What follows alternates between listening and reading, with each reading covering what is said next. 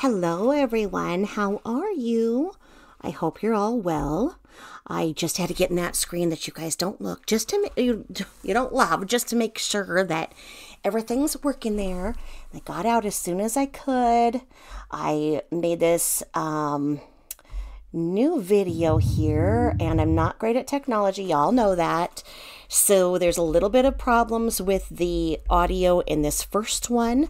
I was sent these anonymously in my email, and I'm very appreciative of them because I held them, because if she was getting sober and getting help, I would love to be a part of never seeing her face again. But like a bad case of frickin' herpes, she comes back. And just when you think that it's gone, you think, all right, it comes back and it's worse than before. And this is the pattern. I do these because of all of the people that suffer, truly suffer, not just from knowing her and being used by her, but by all of the people right now who are suffering, who are having surgeries, who are in chronic pain, who are in cancer pain and cannot get pain relief because of people like her.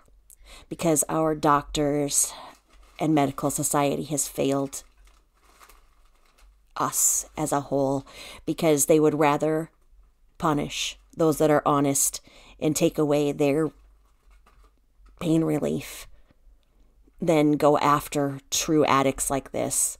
And we are seeing this over and again, because for each bottle of pills that she is getting, that's somebody else being denied those pain medicines.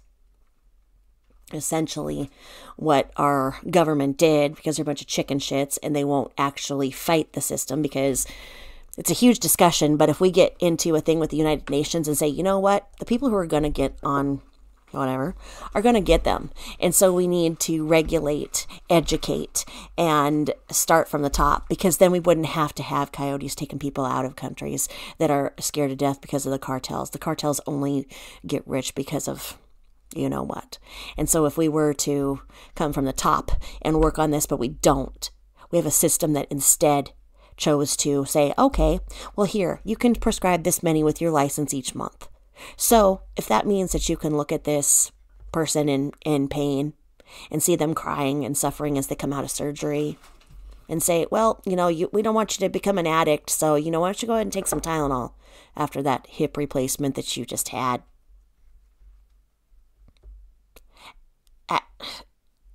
These are real stories. I am so disgusted with our system right now.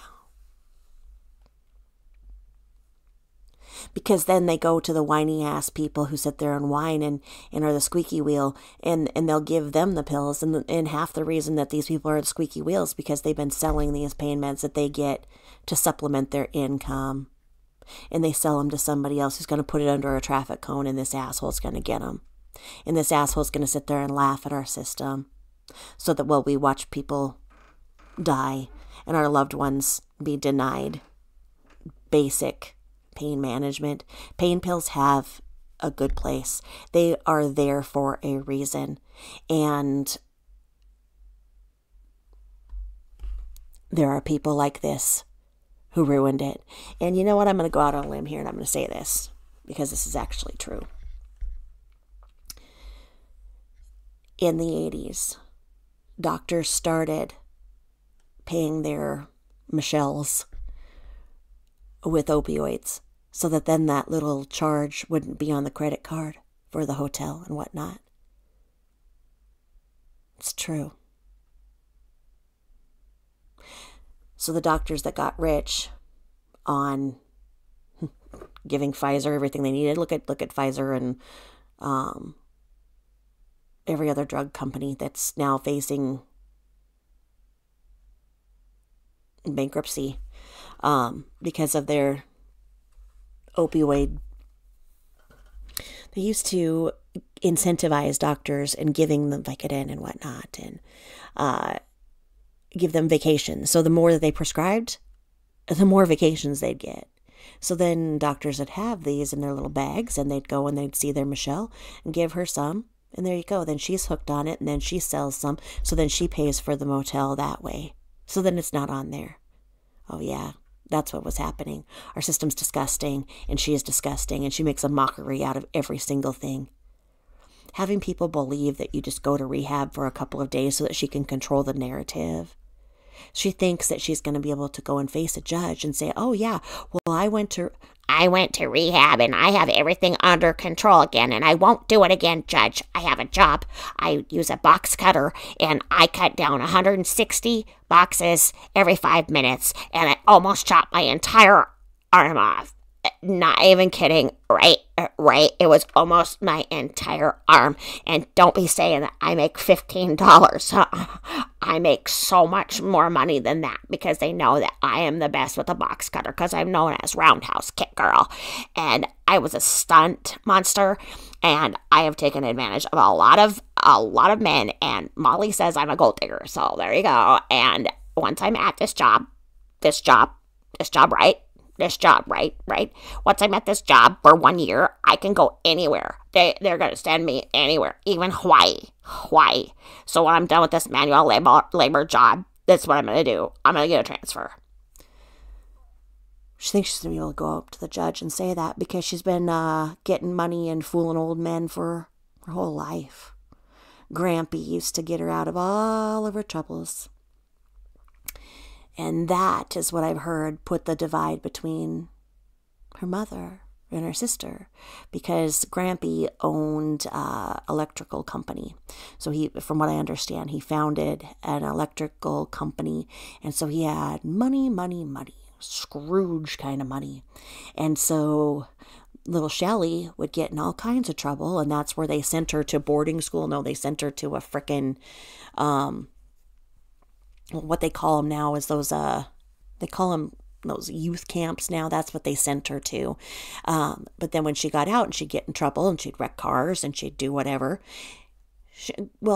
her mom started putting boundaries on her. And you don't put boundaries on people like this. They are narcissists. And you put a boundary on them and they will make your life a living hell. And I feel so sorry for her mother. So Grampy would be like, oh, little Shelley just needs a little money. Well, Shelley needs a little lawyer. Shelley needs this and that, so that Shelley could get out of anything that she ever did. And little car accidents, little driving under the influence, everything the little Shelley would get herself into, Grampy would give her money. So she learned very, very early that men with power and men with money can do things. So that whatever trouble little Shelley gets into, if she's in trouble, she's got to get in trouble. She's in trouble. You're in trouble. You're in trouble. Well, and so that has been the course of it. And she has never stopped. The way it goes is that when ETN met her, however he met her, he told her to stop doing her, spreading herpes.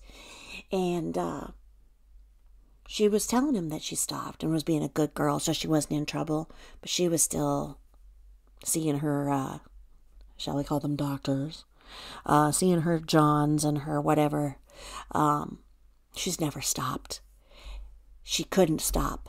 She had to have the husbands and act like the good little girl and the good little wife and doing all this. Well, when the husbands were away trying to work to try to keep up with her incessant financial messes, she was doing her things and she was seeing her sugar daddies, because then that money funded her addictions.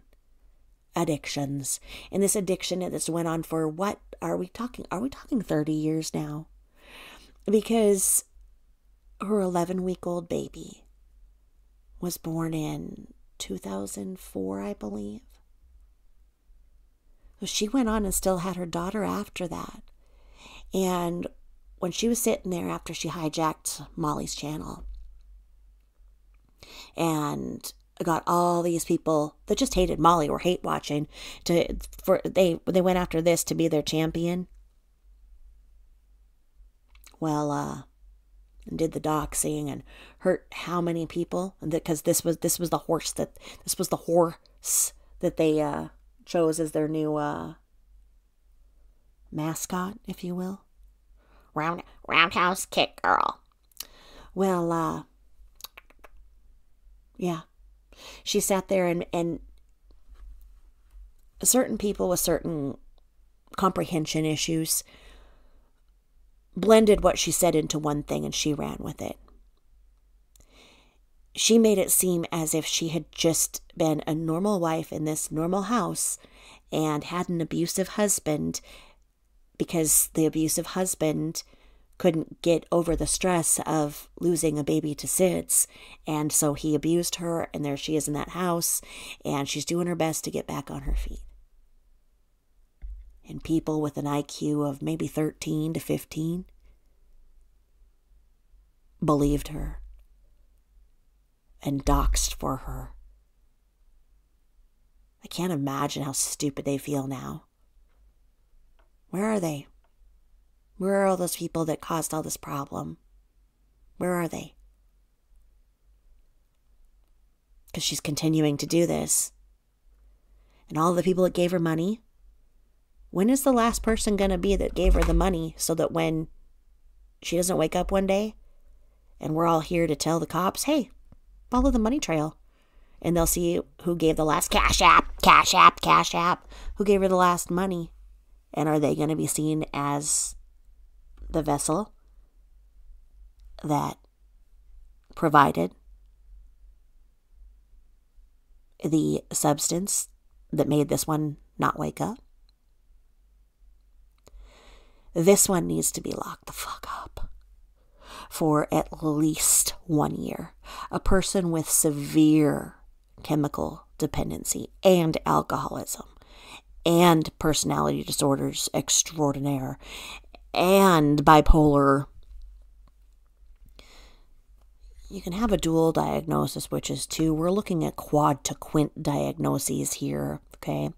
Actually, when they're saying dual diagnosis, they're saying that somebody has untreated psych issues and addiction. So I'm playing on that. But this one's a mess. And this one, it needs inpatient, not talking to anybody that she knows from anywhere for 1 year.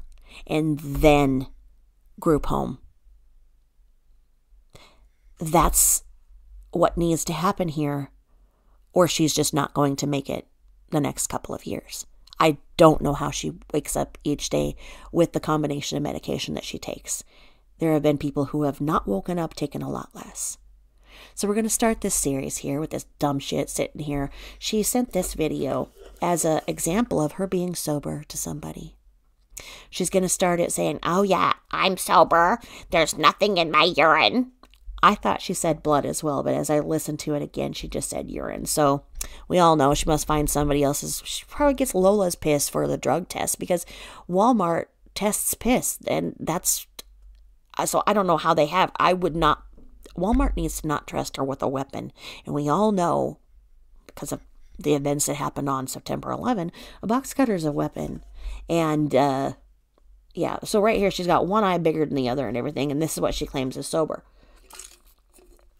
She's claiming that she is sober and she just has a little bit of weed in her. So without further ado, here we go.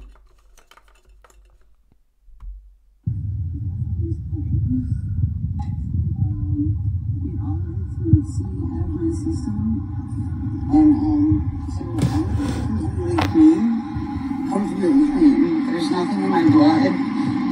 There's nothing in my urine. So, oh my gosh, she did say blood. So I smoked for the first time. Okay, so you're totally clean. There's nothing in your blood. There's nothing in your urine. You're totally clean. The ceiling fan that's always going is going. Totally clean. Nothing in your urine. Nothing in your blood. Like ever. This idea is ridiculous. It's ridiculous. Like anybody that ever smoked this stuff. Like 1 or 2 hits, and they're like, damn. Anybody that ever smokes your stuff is like, damn, oh yeah, because you've got the best stuff ever, the best dealer ever, oh yeah.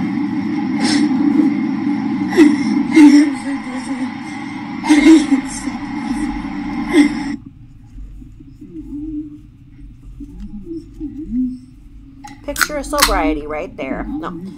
Oh God, that just sounded terrible. So I'm completely clean. There's nothing in my blood. There's nothing in my urine. So I smoked for the first time. It sounded like I just cracked open a beer here. I just cracked open some Tito's water.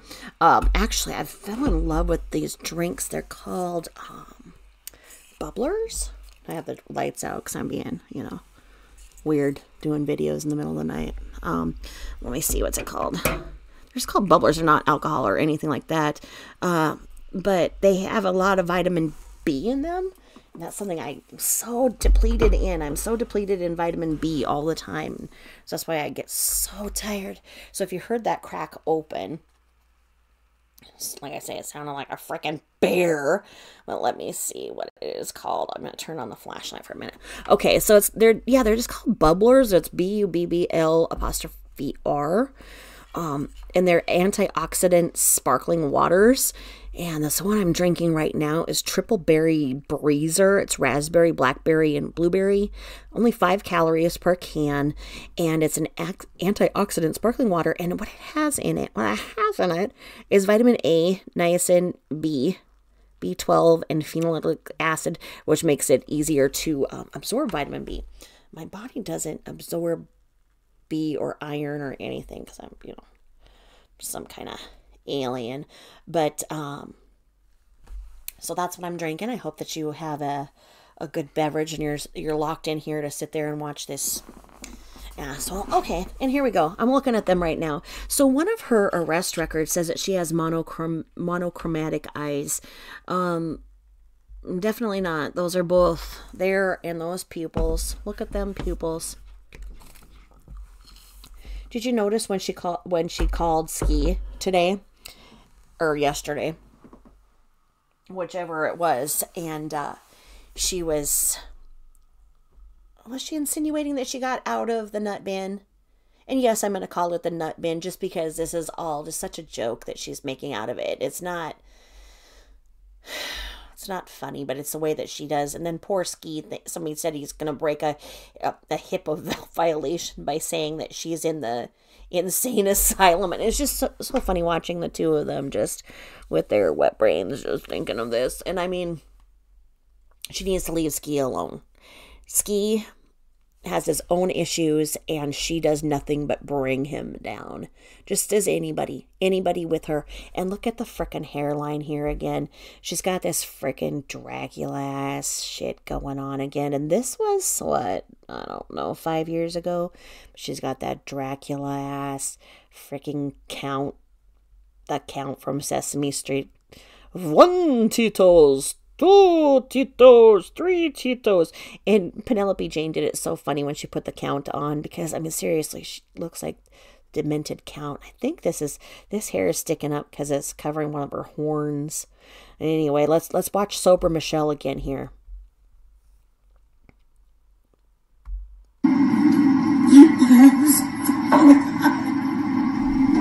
It's ridiculous. Like, imagine, like, when you're like 14, 15, 16, whenever you've ever smoked pot for the first time ever. She has a dick nose too. I didn't really realize it. You got the frenulum going on here and the whole just make a read through right now. That's a peen for a nose. Ma'am, you have a peen on your face. And we can see her resume right here. Right there's the resume. And you're going to see here that mysteriously all of her upper shark teeth are all one even thing, and that can only be accomplished by her resume. This idea is ridiculous. Like, ridiculous. Like, anybody that ever smokes this stuff. It's like 1 or 2 hits, and they're like, damn, what are you gonna do something? See? Those are worn down teeth are all soft. How much wood would a woodchuck chuck if a woodchuck could chuck wood? So you go, how much wood has Michelle sucked down that a woodchuck would suck wood? Cut off all straight from sucking dick.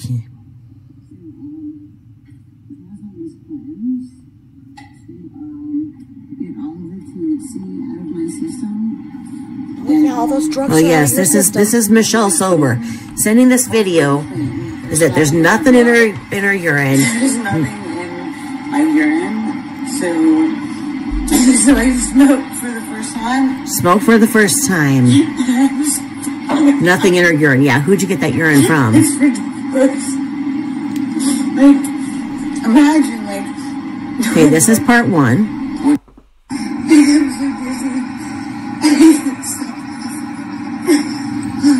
So this is part 2 of a very sober Michelle with nothing in her urine, nothing in her blood, just a little weed. It's a ball. Hold on. Hold on.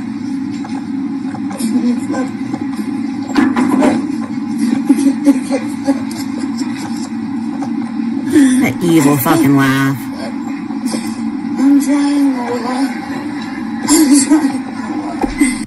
In case you didn't catch that, she says she is flying.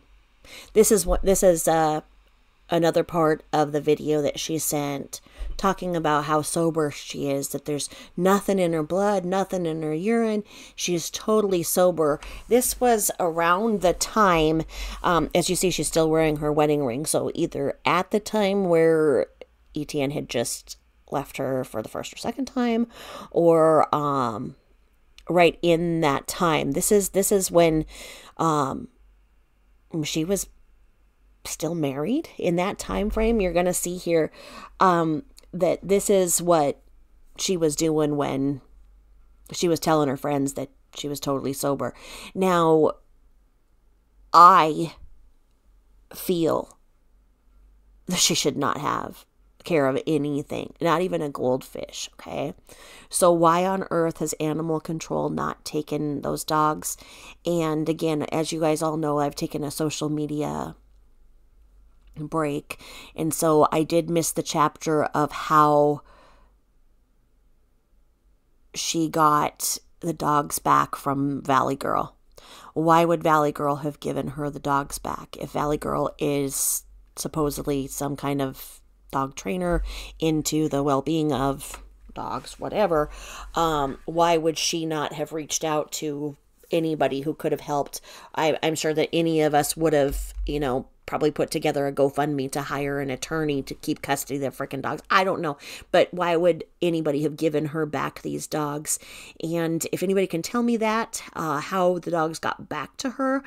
And then as the story goes, she was just with an animal control officer and attacked them or whatever. So why did they let her keep the dogs?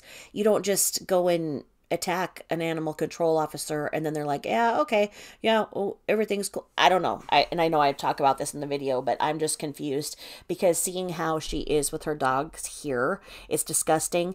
We have proof of life of the dogs from when she was on Ski's channel either yesterday or today when that ran, and the dogs are on her again, and she's like, See, no one can say that I don't give my dogs attention. See, look at how I am to the dogs. Yeah, those dogs are so incredibly starved for attention that is why they are on her, licking her face. They have no training whatsoever, and it would be very, very important for somebody to adopt those dogs, knowing that they're very, very special needs at this point, and that they need a lot of extensive retraining. And so I would not want a traditional shelter to get them because I don't think that they would be able to see them as special needs. And that does scare me, especially with their weight and how they're right in her face, and how she's mistreated them. So I think it's time that PETA gets involved. I think PETA is the last chance of PETA being able to So, I don't know. I've reached out to PETA before. I've seen them do great things, but we all know that PETA does in the end believe in some certain cases, the unaliving versus other things. So, but I think PETA needs to see where the videos that we have of her punching and being on her is just disgusting. It's not the way that anybody should be treating an animal, and this is disgusting because she's so high right now, and she's saying that she's like acting like Lola's in some kind of distress and that she needs to flip the bone or something. I have no idea.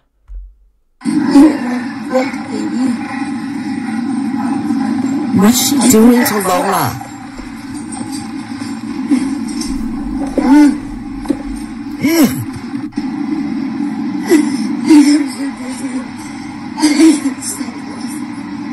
Oh, this is so funny.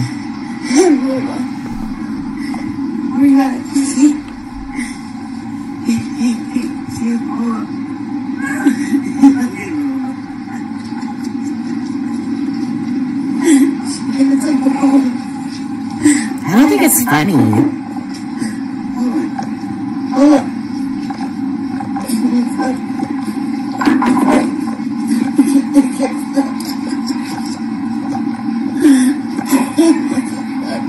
This is her taking care of her dogs.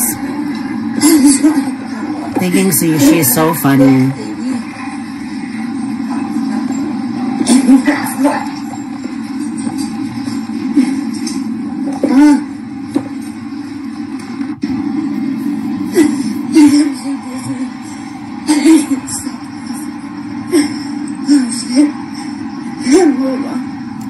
This is her again sober, saying there's nothing in her urine, nothing in her blood.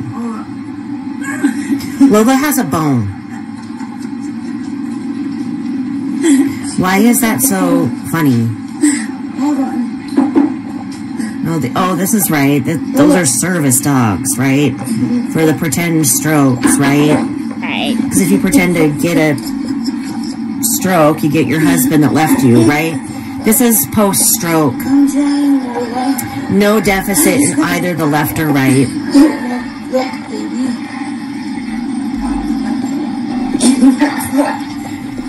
This video was not too long after the second fake stroke.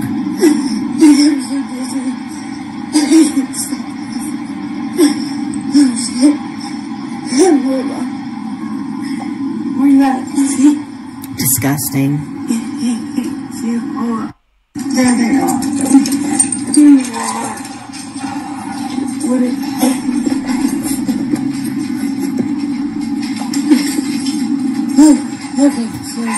This is sober Michelle.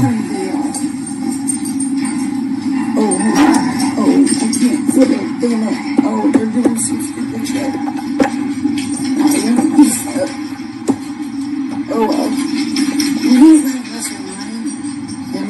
Anyone else want a glass of wine, she said?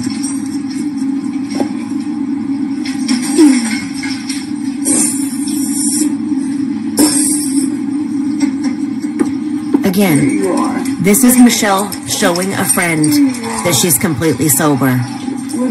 She said nothing in her urine. So whose urine did she get? Because it wasn't hers.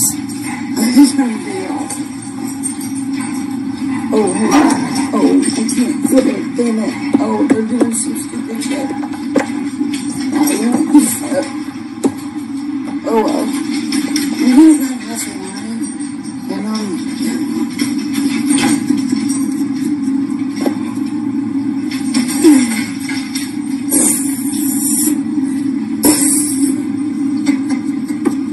There you are. There they are. There you are. Leave the dog alone, you freak. Anyone who thinks that she is responsible enough to take care of those dogs, she lost the custody of her kids for a reason. She should not be around these dogs. It's disgusting. This is her claiming she's sober.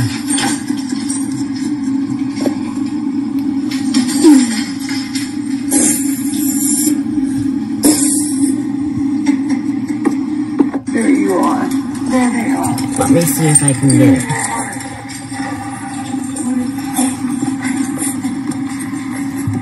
Hold on, let me see here. Let me see if I can import the next one. I'm gonna have to get out. I'm gonna close this one.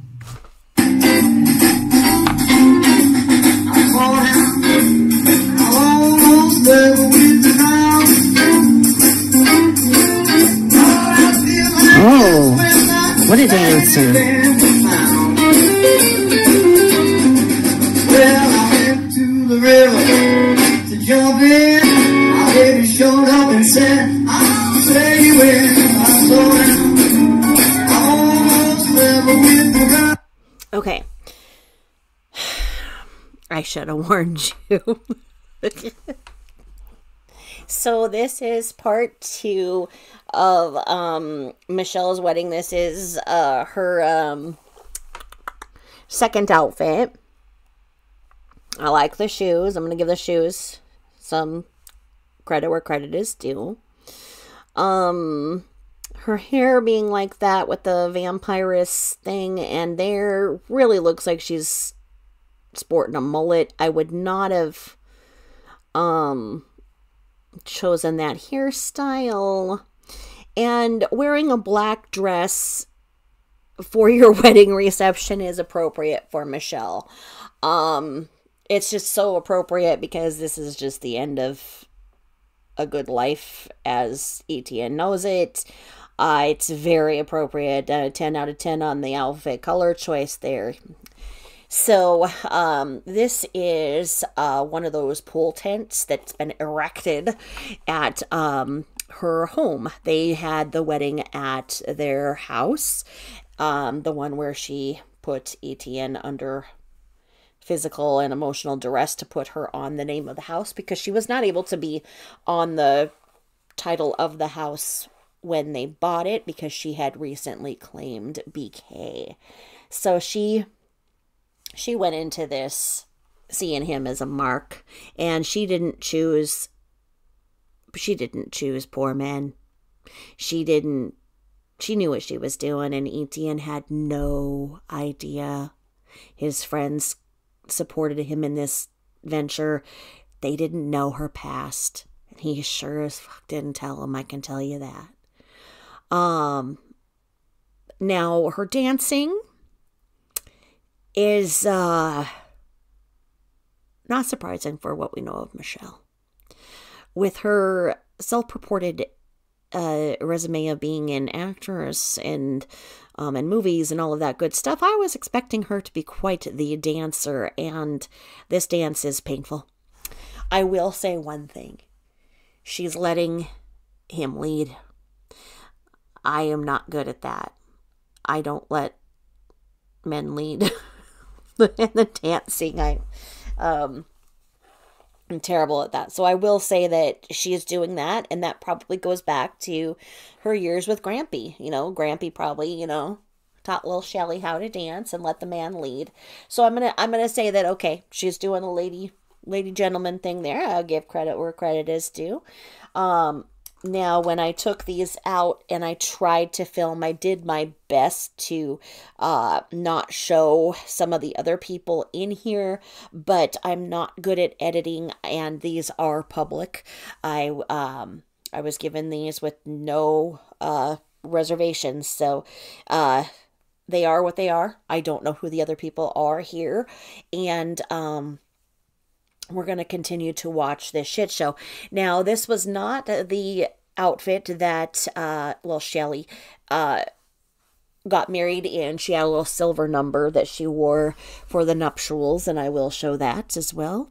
This was the second outfit. Now, I think it's hilarious because if you think about, now that we know about Michelle and all of her little squirreling that she does with her addictions and whatnot, how perfect it was for her to have this right there so then she could keep disappearing during the reception and wedding and whatnot, right?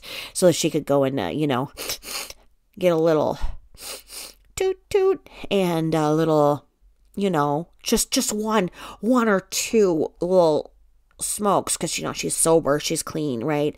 Yeah, she'd go and do an outfit change and go and come back all tooted back up. I think that from however many weddings because it's hard to find how many husbands she's had before. She's a little bit of Elizabeth Taylor.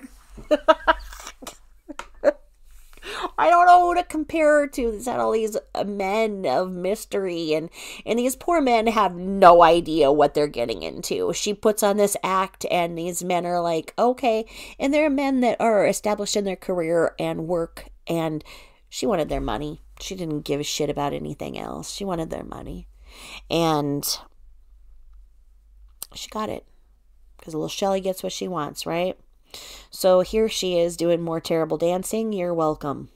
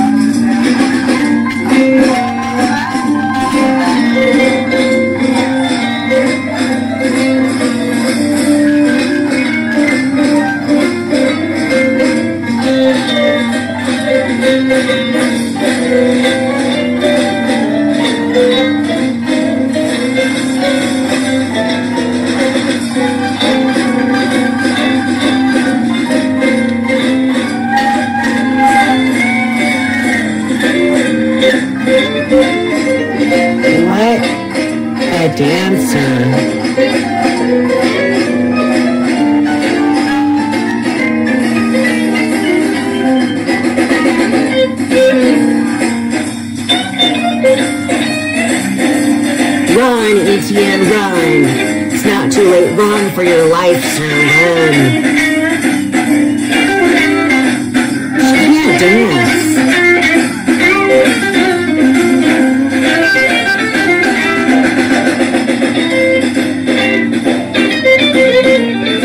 Oh.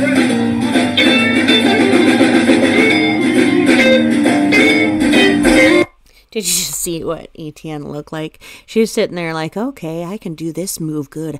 I can do the faux, well, you all saw it. And ETN's like looking around like, oh shit, get off my dick, bitch.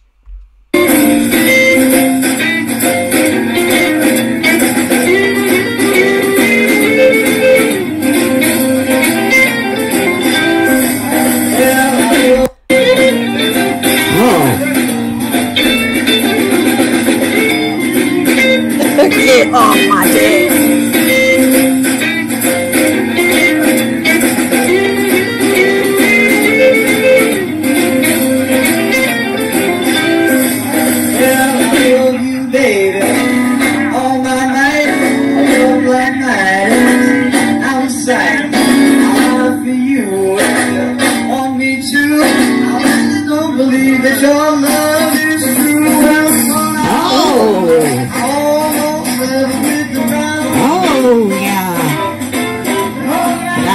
Funky beat there.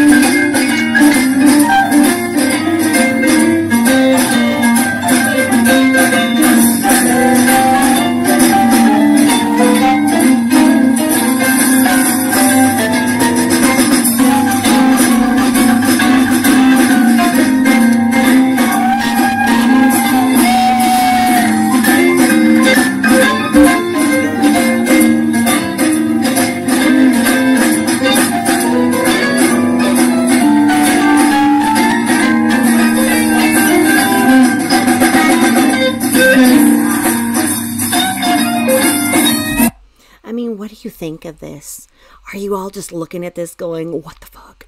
Run, run, ETN, run, run, run. I mean, they say life's a dance, and I guess that you could pretty much look at this and be like, yeah, in this marriage, this dance sums it up. There she goes again on his dick, and he's like going, I need you to get off my dick, bitch. Yeah, I don't know what, I don't know what to think about this. This little funky dancing she does.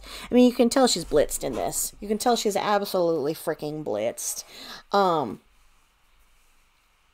But she thinks she's sexy. Look at her. Look at this. You can tell she can walk in heels. I'll give her that. What's that? What's that mark on her calf? Poor ETN. This poor man. I think this is the last time I ran this one, so it should go to the next one here in just a second. And we should be spared from seeing this ever again. She's just embarrassing. I mean, what you're going to see next is, and I talk about it, is that it makes me cry. I think that's the next one, is when the, let me see if I'm talking about it now. Actress. Yeah. Oh, she's just, I don't know. I mean, I don't think that that's very talented dancing, but I'm not the best dancer, but I just don't think that's very good dancing, and I don't think she looks very, clean, if you will. And I think that wearing black at your wedding for her is appropriate. From what I understood, she wore like a silver thing, and then she went inside the house for a while and then comes out, you know, in a different mood and a different dress. So I think that we can look at this and see that Michelle very much wanted the wedding to be at the house so she could control the environment, control the situation, and control her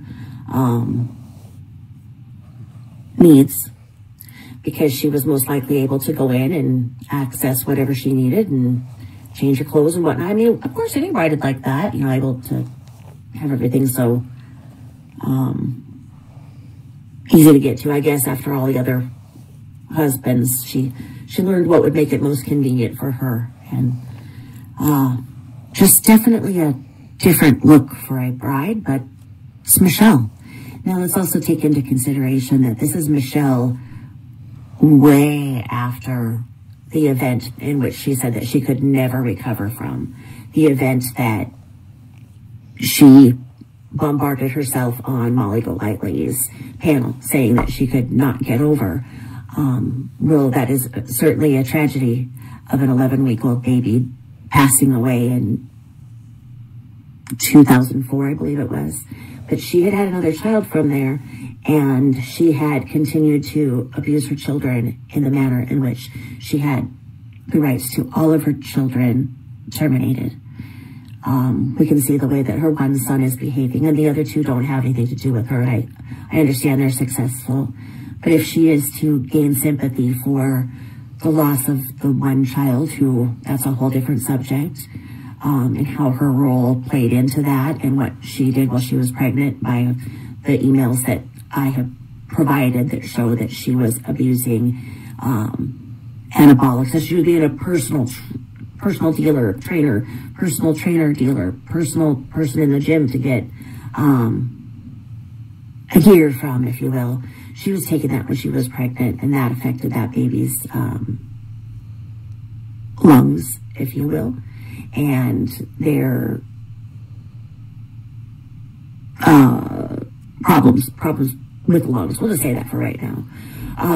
But it's certainly interesting to see that you know, she was very much an escort at this time. She was an escort while she met ETN.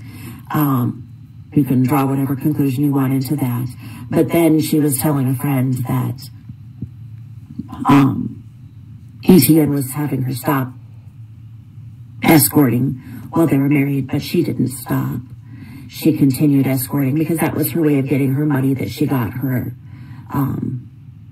addictions filled with. You can't be in a marriage with somebody and have them providing and have their money paying for an addiction of her level. So, I mean, it's just really sad to think of the things that she subjected that man to.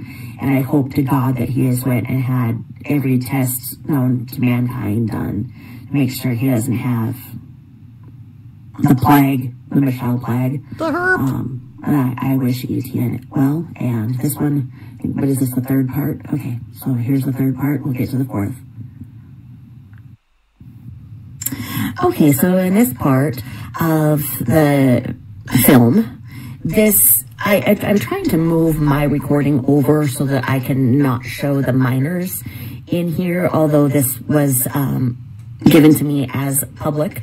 So the minors that are in there, I don't know who they are. I don't know if this person knew who they were. But this is still footage from the wedding. So they're out there in that tent, and they have this singer, and he's singing something pretty sentimental, but you can hear people talking. So I don't know how that goes, you know, because it's kind of hard to hear both words, but anyway, he's singing something rather sentimental, and what you're going to see here is the beautiful young bride, young as in, well, I guess there's just no way to make a good joke out of saying that she's a young bride, but she's going to come out in the silverish dress that she wore for wedding, which may be appropriate. I mean, we certainly wouldn't want to have white. You know, I've been remarried. I wore navy blue and white polka dots the first time because it was the 80s, and kind of an off-white dress the second time. So I'm not saying anything like that, but here we go. Okay, here we are. I'm not going to show you the other parts. This is just where, so she's going to come in swooping around. Up to those pages of glory, 'cause I need my muse today. There she is. Let me see. Yeah, that's all they got. So it's like, I mean, it's, let's see. I can catch it again. Okay. Sorry, you know. Here we go. Let's see.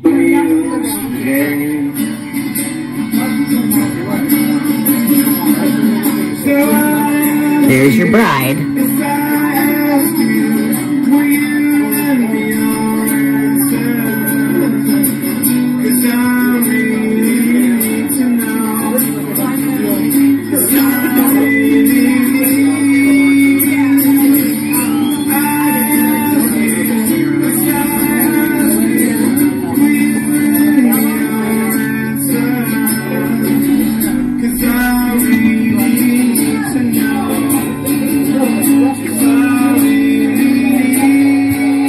So there's not too much there to add,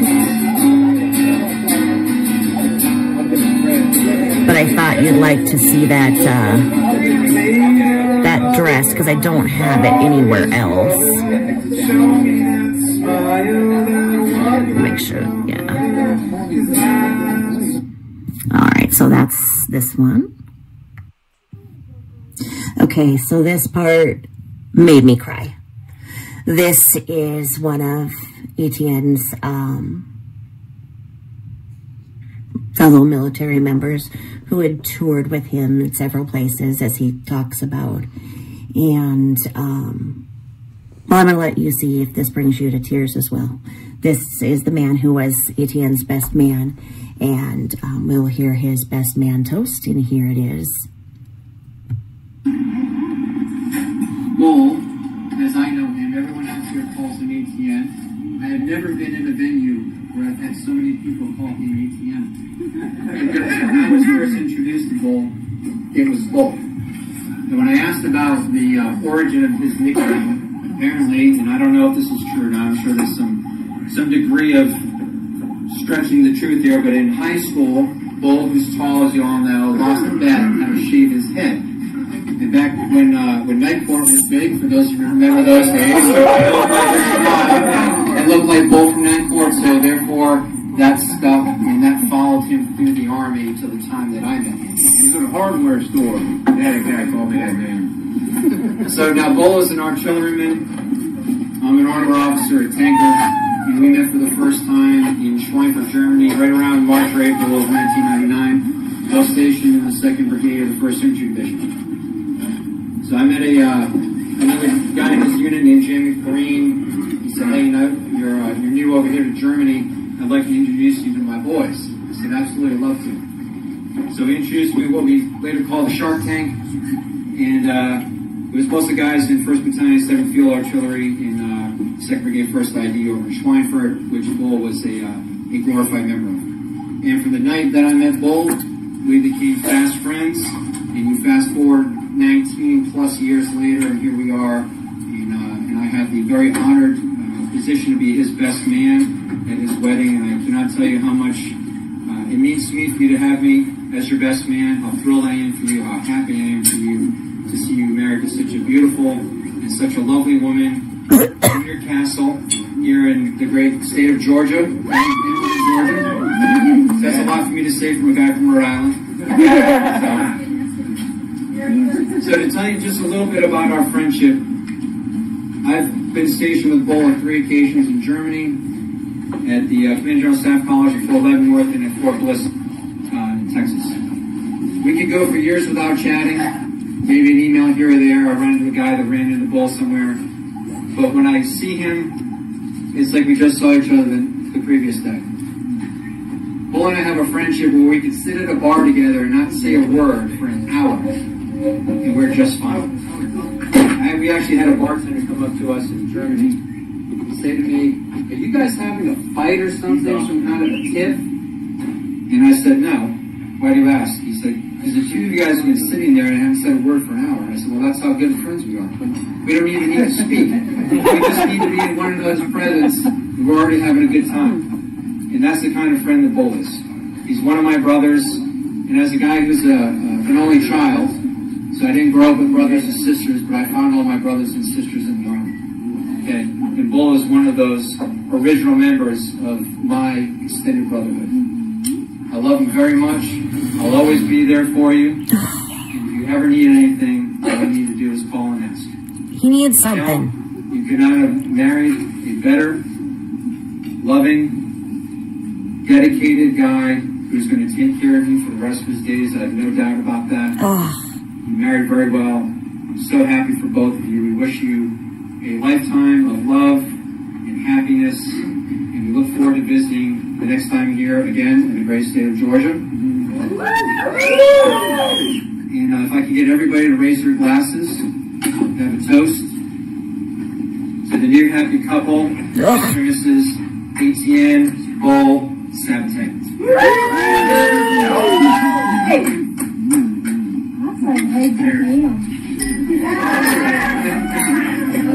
ATM, Leslie, ATM, Leslie. I gotta come to A little bit of background. Okay.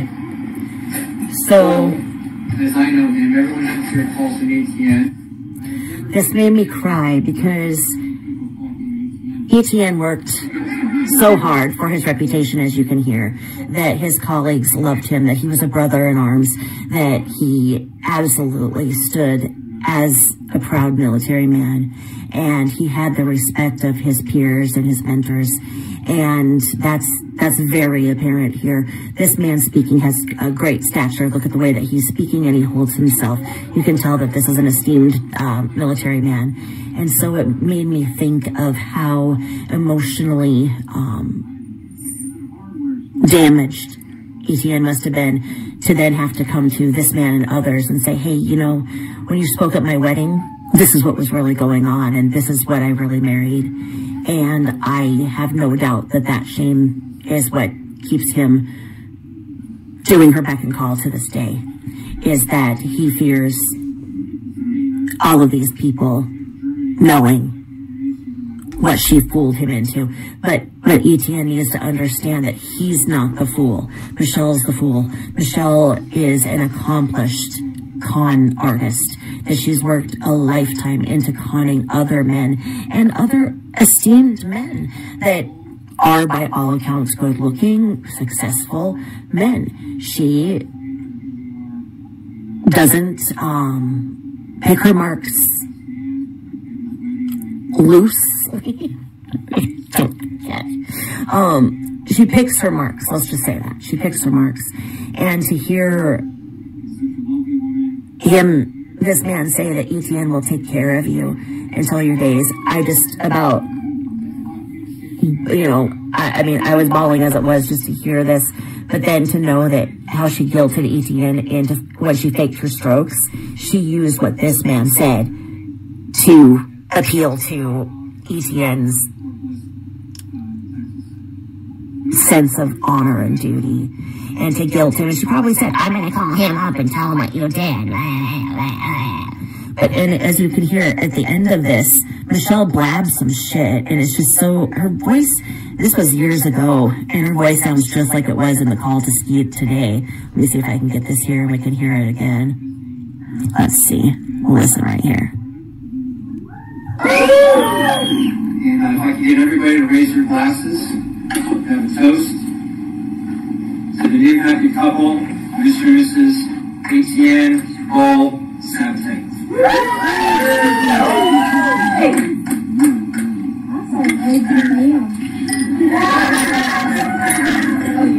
ATM, Leslie, ATM, Leslie.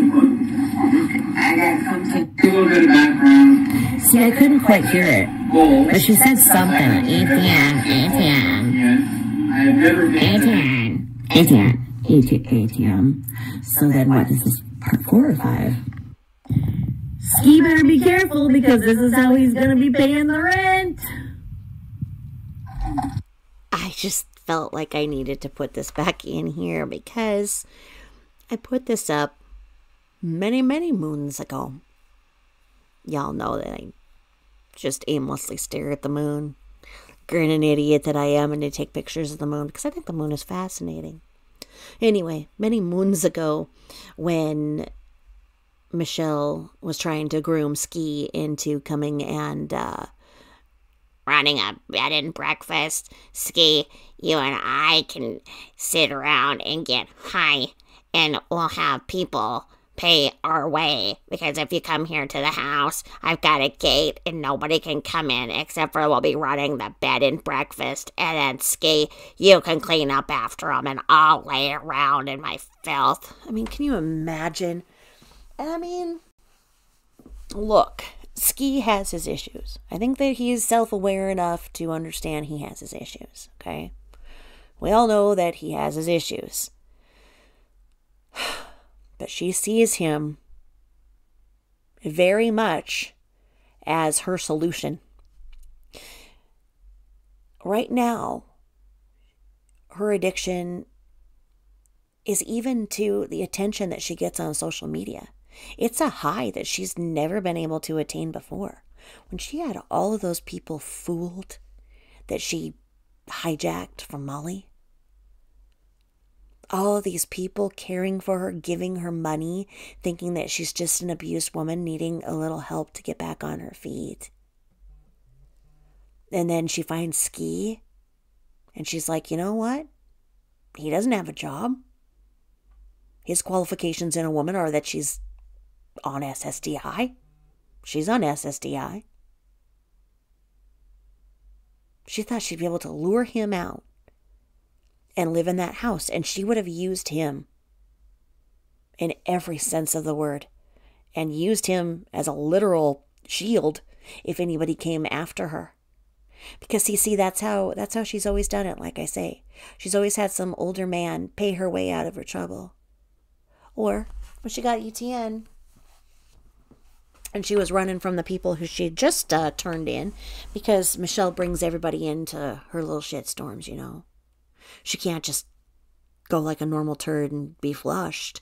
Oh no, she's got to bring every other turd with her and just go down. And she can't just be flushed. She's got to keep coming back for more.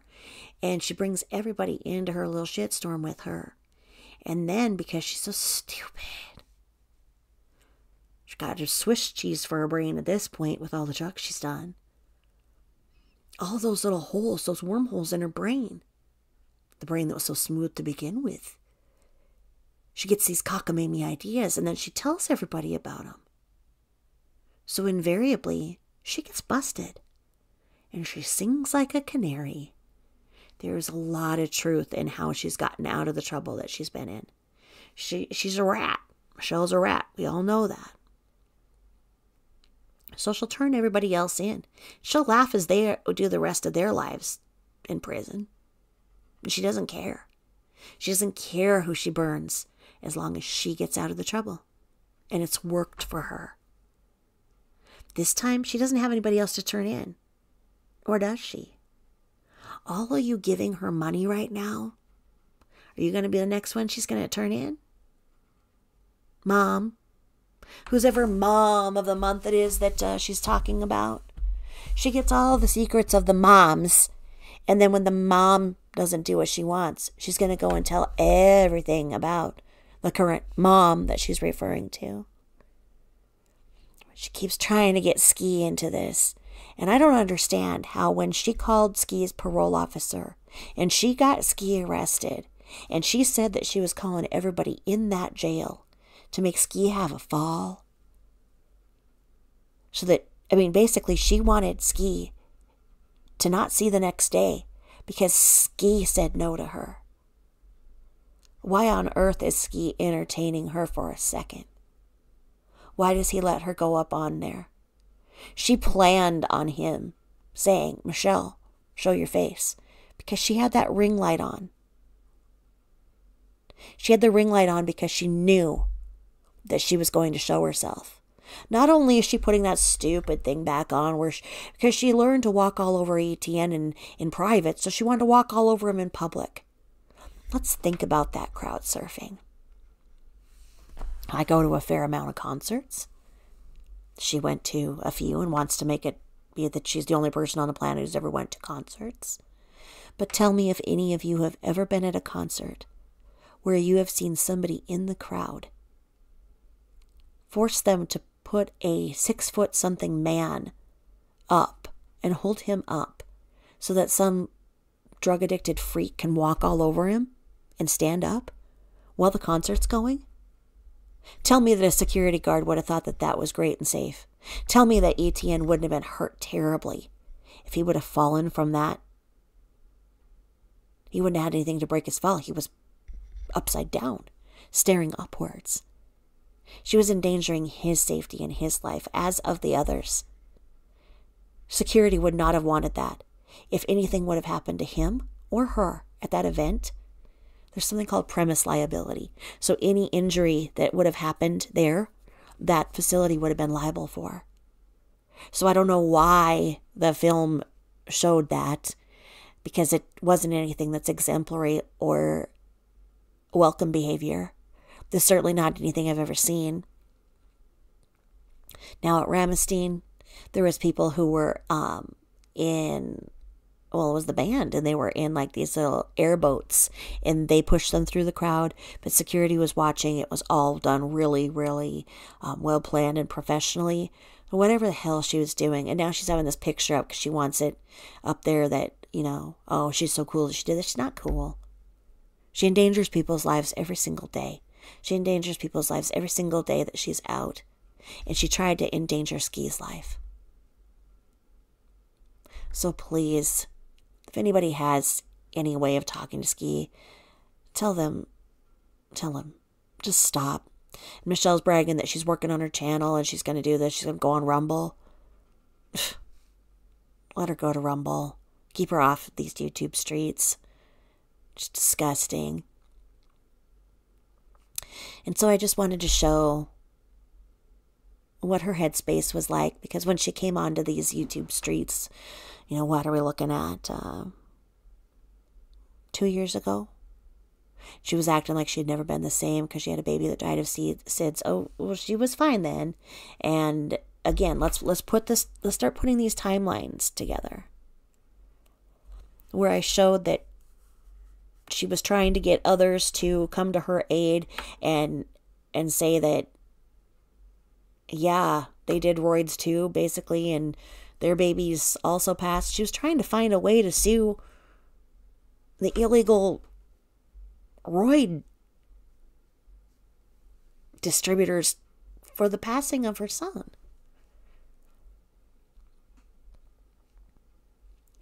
That baby was 11 weeks old, and I don't think that he had been out of the hospital for very long at all. She had him in like November, and he passed, at 11 weeks. I think from what I'm hearing, he was in the hospital for most of that. And that he was born addicted. He was not supposed to be alone in her care. And she went on from that and obviously acted sane enough to have somebody else have another child with her. And then she went on with the 3 children she had and got those children taken away. And then went back to being a full-time escort. She wants to be known as the Heidi Fleiss of New Orleans. I think Heidi Fleiss would kick her ass for even saying that, because Heidi Fleiss had class. So she's been a sex worker for, 35 years?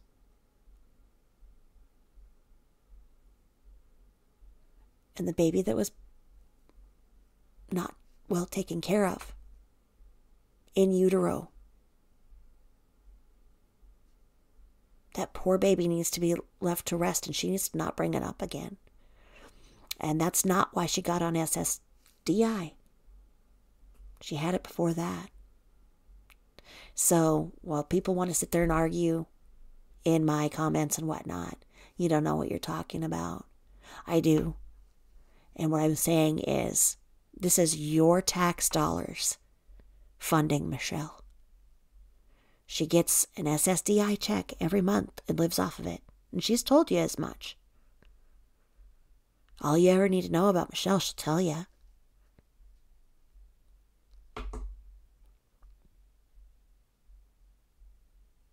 And then you get the people, oh no, oh I know because my cousin was on this and my cousin got, no, you don't know. And oh, well, she paid into it, so it's the money that she paid into. Oh, really? You don't know what you're talking about. I do, and others do. And what we're saying is that this woman is an obnoxious example of how many like her that have ruined our system. So that retirement and disability won't be there for those of us who need it. Because they're funding assholes like this. But she wants to control the narrative. She wants to control every situation. It's all about control with the narcissist. It's all about control with a narcissistic asshole like Michelle. So she wants to control this. And she thought she could disappear and everybody's going to leave her alone and say, oh, she's sober. Just like how many times? Oh, she's getting sober. She's getting help. She's getting help. No, she isn't. And stop. She's never going to get the help. Until and if she's gone for at least a year and then comes back and wants to say, hey, I'm really sorry for all that I did to all of the people, and I'm working for the rest of my life to make what I did right for what I did wrong. And I'm sorry to all of you. And that's it. And then she needs to go back to her little chores at the group home. Stop affecting others. Stop enabling her. Because this is what you're dealing with. And again, here's what Ski would be up against. Because Ski, once again, this is your future if you go and be her little bed and breakfast man. You still owe me another month's rent. That's right, Ski. That's what it would be. It'd be you and Lola. Yep. Because this one was, Michelle's going to make Ski pay the rent and the bed and breakfast. Yeah. That's what it is.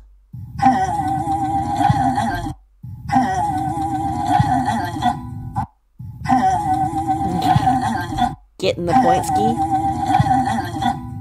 Getting the point?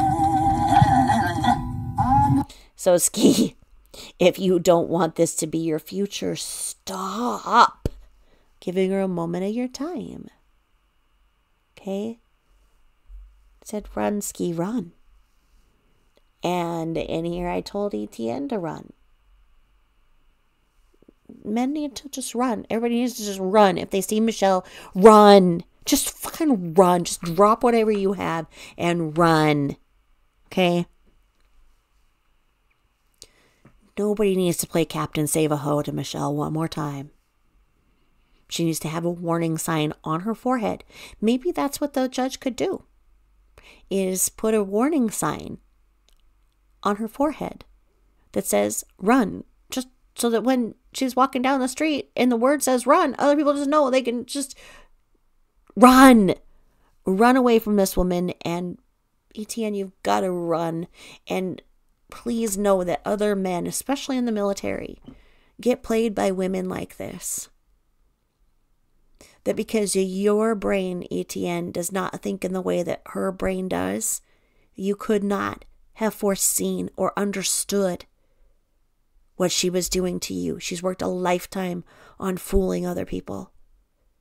And as I always say, I really, truly hope that ETN finds a woman who can heal his heart from all that she's done. And I hope that ETN knows that there's a whole world out here of people that have seen what she did. And that his friends and people will understand that he was fooled by a person that was not good like him. As the best man said, Michelle couldn't have married any better because he would take good care of her. And he did take good care of her. And he's given her more than he ever should have.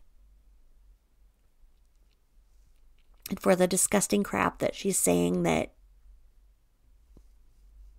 she was going to be with ETN's best friend. I'm not even going to go there, but ETN needs to hide his friends. And everybody just stop. Just stop. Just stop giving her anything. And with that, I will end. Thank you so much for listening, as always. And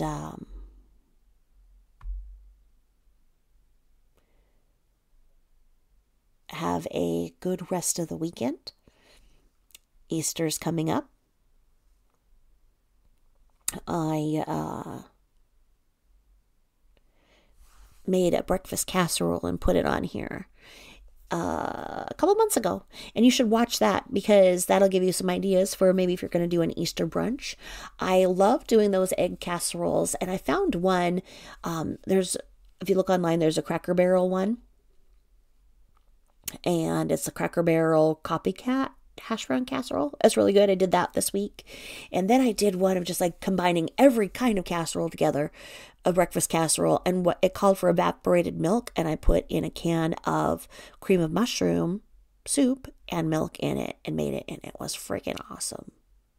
Next time I'm going to do it, I'm going to add some spinach. So make some breakfast casseroles. Let me know how it's going. And hope you enjoyed this. And I see what you can't.